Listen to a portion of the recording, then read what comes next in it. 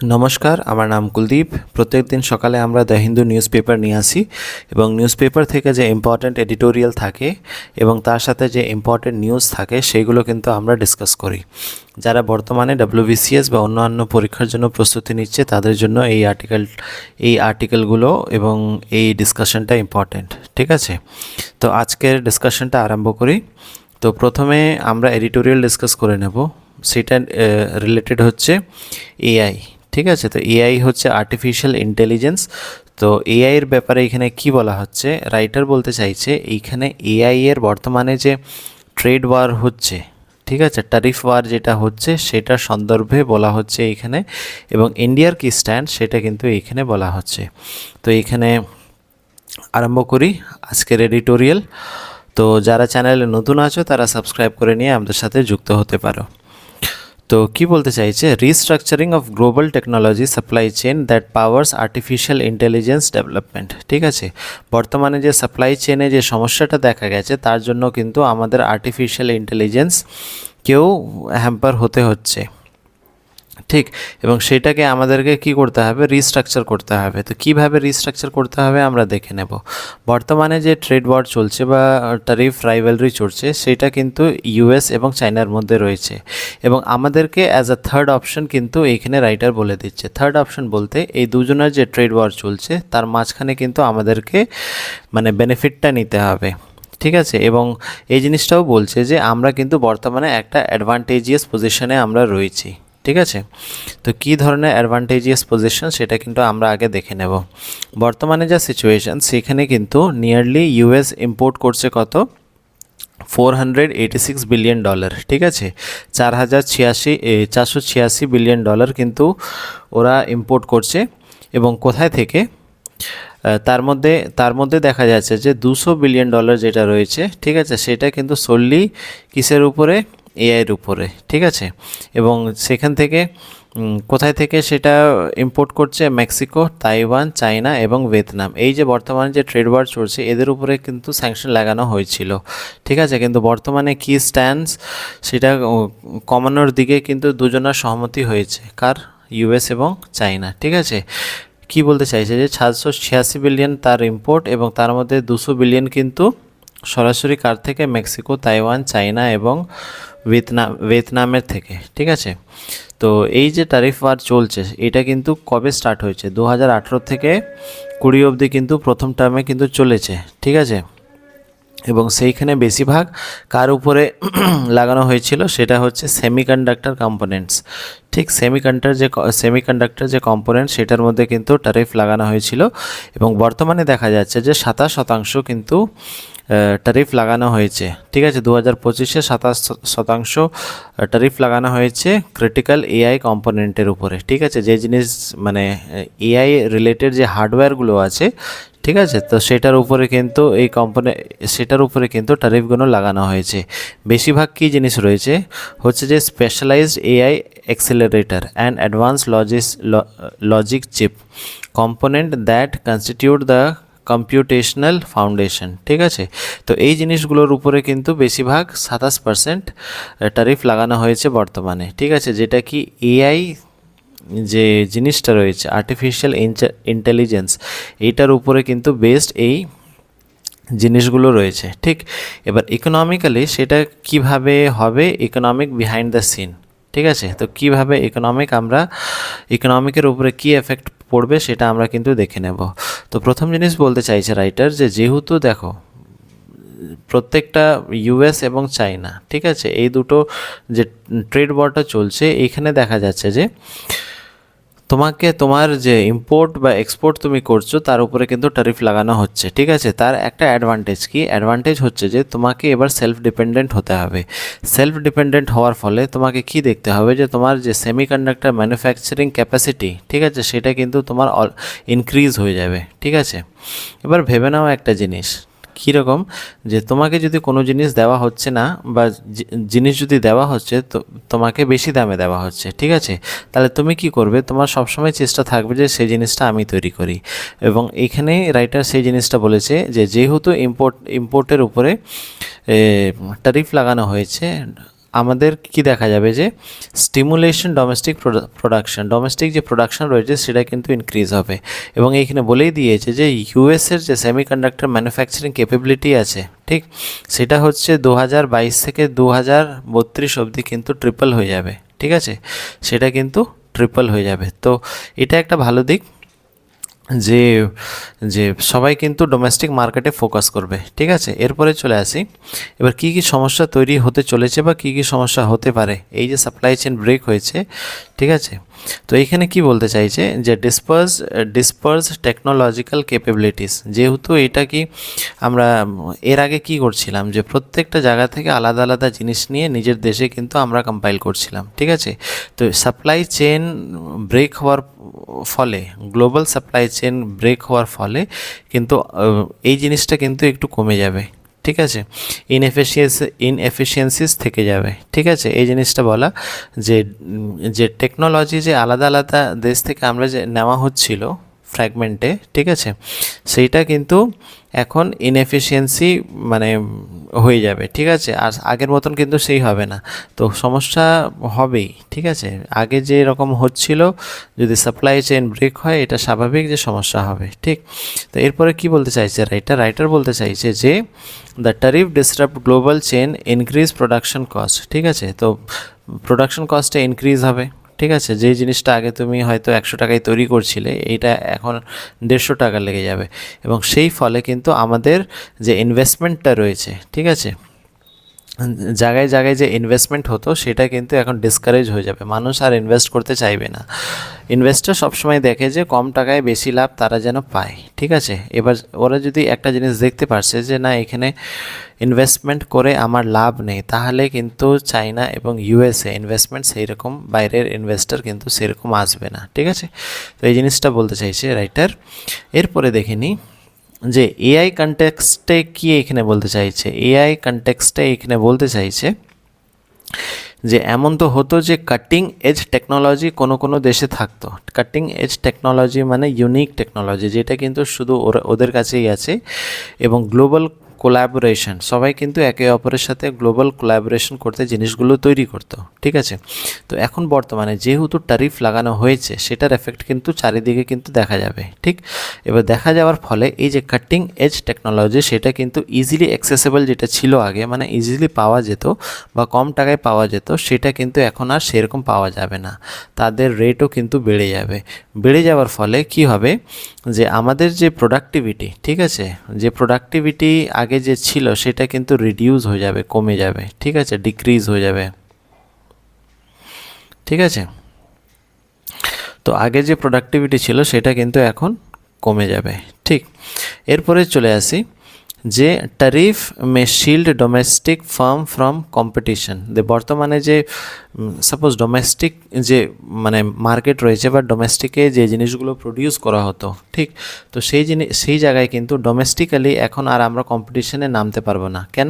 কেন কি দেখো আমাদের বেশিরভাগ মানে যে কোনো দেশের বেশিরভাগ কিন্তু প্রত্যেকটা ওরা কিছু কিছু জিনিস ওরা ইম্পোর্ট করে এবং সেটাকে এখানে এসে কোল্যাব করে। ঠিক আছে, তো এবার এখানে দেখা গেল যদি ভেবে নাও একটা জিনিস তোমার, দুটো জিনিস বা তিনটে জিনিস তোমার মানে ইম্পোর্ট করতে তোমার বেশি খরচা লাগছে। ঠিক আছে, তো এবার তুমি কিন্তু কম্পিটিটিভ যে মার্কেট রয়েছে, অ্যাকচুয়াল যে মার্কেট রয়েছে, ঠিক আছে, গ্লোবাল যে মার্কেট রয়েছে সেখানে কিন্তু তোমার কম্পিটিটিভনেসটা কমে যাবে। কেন কি তোমাকে এখানে বেশি দামে কিনতে হচ্ছে এবং এইখানে তোমার যে কস্ট প্রোডাকশন রয়েছে সেটা কিন্তু ইনক্রিজ হয়ে যাবে।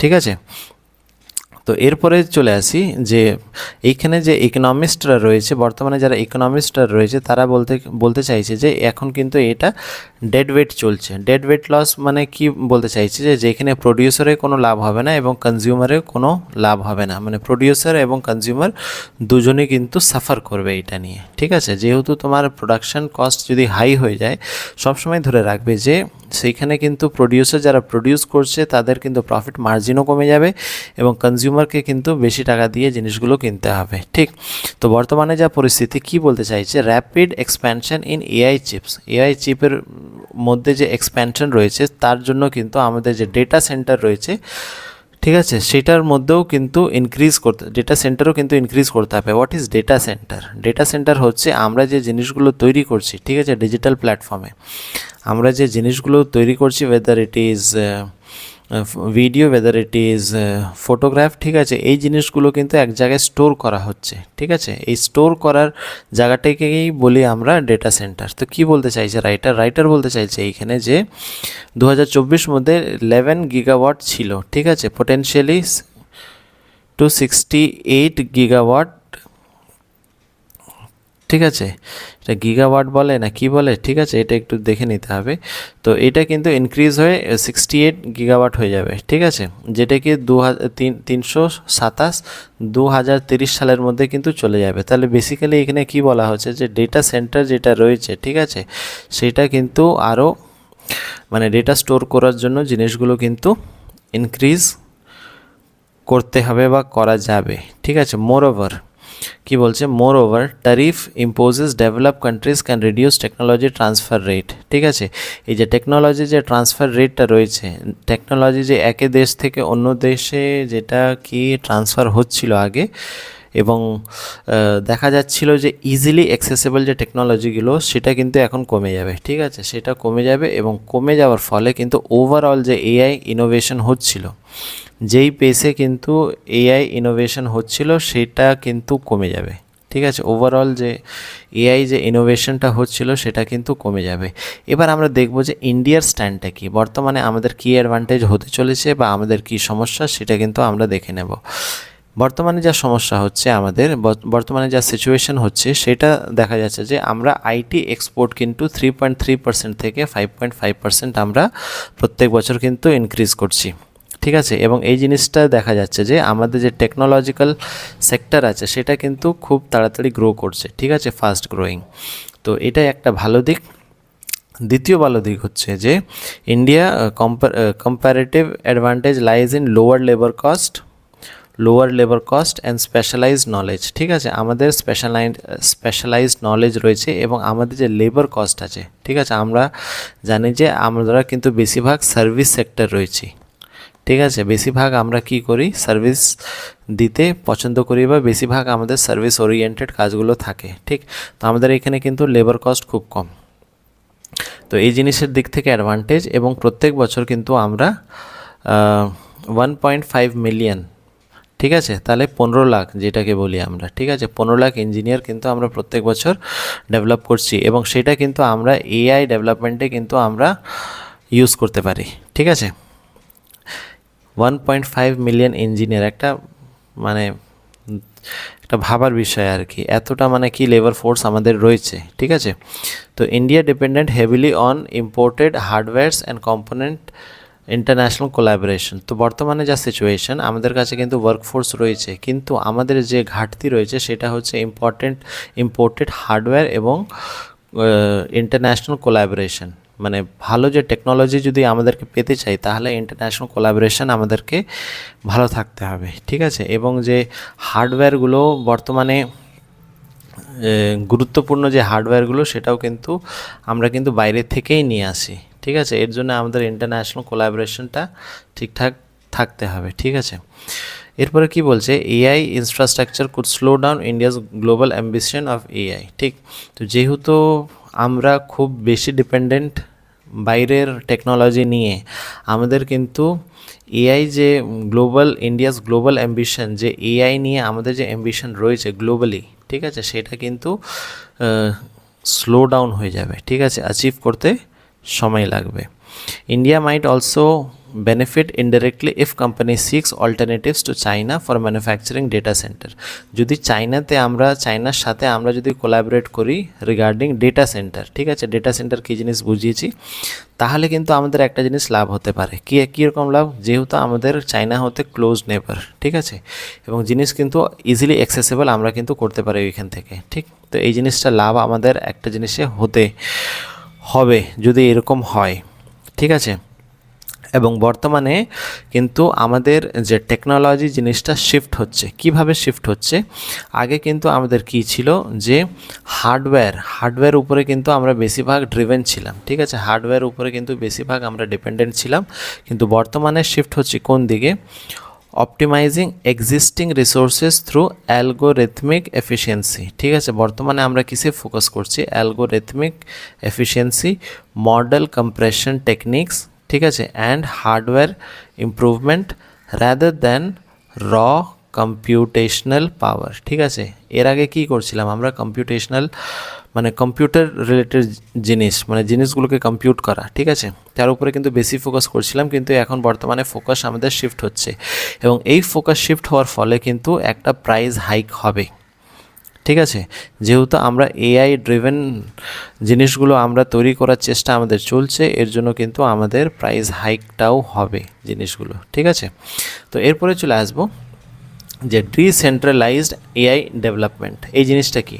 ডিসেন্ট্রালাইজড জিনিসটা কি? এর আগে কি ছিল যে সব কিছু এআই রিলেটেড জিনিস কিন্তু একটা সেন্ট্রালাইজ ফর্মে, জেনারেল পারপাস কম্পিউটেশন মানে জেনারেলাইজড ফর্মে কিন্তু একটা ছিল, মানে ইউনিফর্ম ছিল। কিন্তু বর্তমানে কি দেখা যাচ্ছে? বর্তমানে দেখা যাচ্ছে যে যেহেতু এই জিনিসগুলো হচ্ছে কী জিনিস? যে ট্যারিফ চেঞ্জেস। ঠিক আছে, ট্যারিফ যে চেঞ্জেসগুলো হচ্ছে সেটার মধ্যে দেখা যাচ্ছে যে আমাদের কিন্তু অ্যাপ ওয়াইজ অ্যাপ্রোচ আমাদেরকে নিতে হবে, অ্যাপ্লিকেশন স্পেসিফিক ইন্টিগ্রেটেড সার্কিট। ঠিক আছে, অ্যাপ ওয়াইজ জিনিস আমাদেরকে কিন্তু করতে হবে।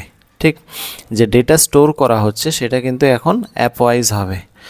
ঠিক আছে, তো এরপরে দেখে নেব কি, এবং সেটা বর্তমানে 2023 সালে 2023 সালে 30% ছিল, কিন্তু এখন সেটা কিন্তু 2028 অবধি কিন্তু 50% কিন্তু চলে যাবে ওয়ার্কলোডটা।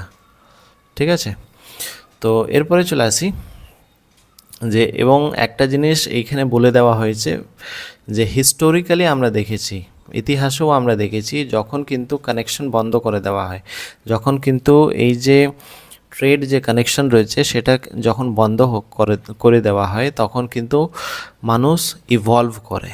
ঠিক আছে, যে কোনো একটা জিনিস যদি মানুষকে বন্ধ করে রাখা হয়, যে কিছু জিনিস সবসময় একটা চেষ্টা থাকে যে ওইখান থেকে বেরিয়ে আসার। ঠিক আছে, সেটাও কিন্তু এখন হবে। এই যে কনস্ট্রেন্ট রয়েছে ট্রেড ওয়ারকে নিয়ে, যে জিনিসগুলো লিমিটেড প্রত্যেকটা দেশে পাওয়া যাচ্ছে, ঠিক আছে, দেখা যাবে যে ডোমেস্টিক যে ইউজ রয়েছে বা ডোমেস্টিক যে পাওয়ার রয়েছে মানুষের কিন্তু ইনক্রিজ হবে, মানে একটা দেশের মধ্যে নিজস্ব প্রোডাকশন করার ক্ষমতা বা ডেভেলপ করার ক্ষমতা সেটা কিন্তু আরও ইনক্রিজ হবে। ঠিক আছে, তো বেসিক্যালি এটা হচ্ছে এআই নিয়ে এডিটোরিয়াল। এরপরে চলে আসবো কিছু কিছু নিউজ রয়েছে, সেটা কিন্তু জাস্ট আমরা তুলে ধরবো সামনে। ঠিক আছে, তো হচ্ছেটা কি, দেখো এটা একটা মানে ইম্পর্টেন্ট তো বলবো না, কিন্তু এটা একটা মানে কি বলবো, এটা একটা নিউজ এসছে কীরকম, যেমন কি paratha lover free gravy is not a right. ঠিক আছে, free gravy is not a right বলতে চাইছে এইখানে বেসিক্যালি এর্নাকুলাম ডিস্ট্রিক্টে কি হয়েছে, consumer dispute redressal commission has, মানে এই কমিশনটা কি মানে কনজিউমার প্রোটেকশন অ্যাক্ট দ্বারা কি বলতে চাইছে যে তুমি এক্সট্রা গ্রেভি নিতে পারবে না।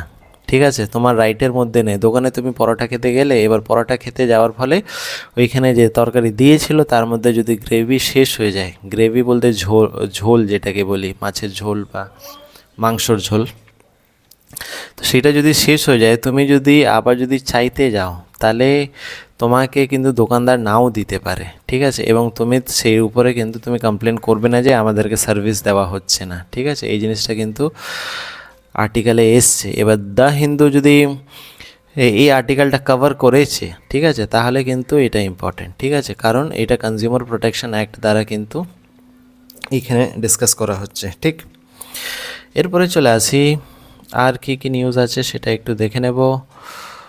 প্রথম পেজে আছে, ঠিক আছে, প্রথম পেজে কি বলতে চাইছে, এইখানে একটা জিনিস বলতে চাইছে যে ইডি মানে এনফোর্সমেন্ট ডাইরেক্টরেট, সুপ্রিম কোর্টের বক্তব্য হচ্ছে যে এনফোর্সমেন্ট ডাইরেক্টরেট কিন্তু কয়েকটা রেড করেছে তামিলনাড়ুতে। ঠিক আছে, এবং সুপ্রিম কোর্টের বক্তব্য হচ্ছে ইডি ক্রসেস অল লিমিট। ঠিক আছে, ইডি কিন্তু সমস্ত লিমিট ক্রস করে ফেলেছে। ঠিক আছে, এই রেড যেগুলো করছে, বক্তব্য হচ্ছে কি যে তামিলনাড়ু স্টেট মার্কেটিং কর্পোরেশন ট্যাসম্যাক, ঠিক আছে, ট্যাসম্যাক অফিসে কিন্তু ইডি রেড করেছে। তো এখানে সুপ্রিম কোর্টের বক্তব্য হচ্ছে যে justice Gavai remarked you are totally violating the federal structure of the country. ঠিক আছে, ফেডারেল স্ট্রাকচার বলতে collectively responsible to the country. ঠিক আছে, প্রত্যেকটা স্টেট কিন্তু সেন্টারের সাথে রেসপন্সিবল। ঠিক আছে, এবং যে পাওয়ারটা রয়েছে সেন্টার এবং স্টেটের মধ্যে ডিভাইড হয়েছে। ঠিক আছে, তো এই জিনিসটা কিন্তু তুমি ডিসরেসপেক্ট করছো। ঠিক, এটা কাকে বলছে? ইডিকে। এবং এটাও দেখা গেছে যে ফোন কিন্তু ক্লোন করা হয়েছে। ঠিক আছে, এই জিনিসটা ক্লোন করা হয়েছে, ফোন ক্লোন করা হয়েছে এবং প্রাইভেসি কিন্তু হ্যাম্পার করা হয়েছে। এই জিনিস কিন্তু এখানে বলা। এডিটোরিয়াল আসলে আরও ভালোভাবে ডিসকাস করব। এখানে কিছু জিনিস কিন্তু চিফ জাস্টিস অফ, আমাদের honourable chief justice of India কিন্তু কিছু জিনিস জিজ্ঞেস করতে চাইছে এইখানে। How can a criminal offence be made out of A corporation, মানে একটা কর্পোরেশনকে কীভাবে তুমি ক্রিমিনালাইজ করতে পারো। ঠিক আছে, সেটা তো একটা ইন্ডিভিজুয়াল থাকে। ঠিক, you may register FIR against individual but against the corporation is a criminal matter, in a criminal matter. মানে তুমি কি করে একজন, মানে ক্রিমিনাল ম্যাটার একটা কর্পোরেশনের উপরে কিভাবে তুমি এফআইআর রেজিস্টার করতে পারো। ঠিক আছে, তো এই জিনিসগুলো বলা। যদি এডিটোরিয়াল আসে তাহলে এটা আরও ভালোভাবে ডিসকাস করব। তাছাড়া এখানে আমাদের অনারেবল পিএম উনি বক্তব্য রেখেছেন এবং বক্তব্যে উনি বলেছেন যে অপারেশন সিন্দুর যে কন্ডাক্ট করা হয়েছিল সেটা কিন্তু লঞ্চ করার ফলেই পাকিস্তান কিন্তু কি বলে সাবমিশন করেছে আমাদেরকে। ঠিক আছে, সাবমিট করেছে, যেহেতু আমাদের এয়ারফোর্স নানা অনেক জায়গায় স্ট্রাইক করেছে এবং সেই স্ট্রাইকের ফলে কিন্তু পাকিস্তান আমাদের কাছে সাবমিশন করেছে। ঠিক আছে, ঠিক, তো এই জিনিসটা বলা এবং তার সাথে কয়েকটা ইম্পর্টেন্ট নিউজ দেখে নেব। হচ্ছে যে পিএম ইনগ্রেটস 103খানা ভারত রেলওয়ে স্টেশন। ঠিক আছে, 103খানা রেলওয়ে স্টেশন কটা ডিস্ট্রিক্টে? 86 ডিস্ট্রিক্টে, 18খানা স্টেটে। ঠিক আছে, বেসিক্যালি ওই কত কস্ট লেগেছে? 11,000 কোটি। ঠিক আছে, 1100 কোটি, সরি 1100 কোটি। তো এই জিনিসগুলো যেটা নিউজে থাকে, প্রথম পেজ কিছুটা ডিসকাস করে নিই আমরা। ঠিক আছে, যেগুলো ইম্পর্টেন্ট থাকে এবং রেস্টগুলো তো তোমরা দেখে নিতে পারো। তো দ্য হিন্দু নিউজ পেপারে আজকে এইটুকুই, দেখা হচ্ছে পরের দিন। Have a nice day.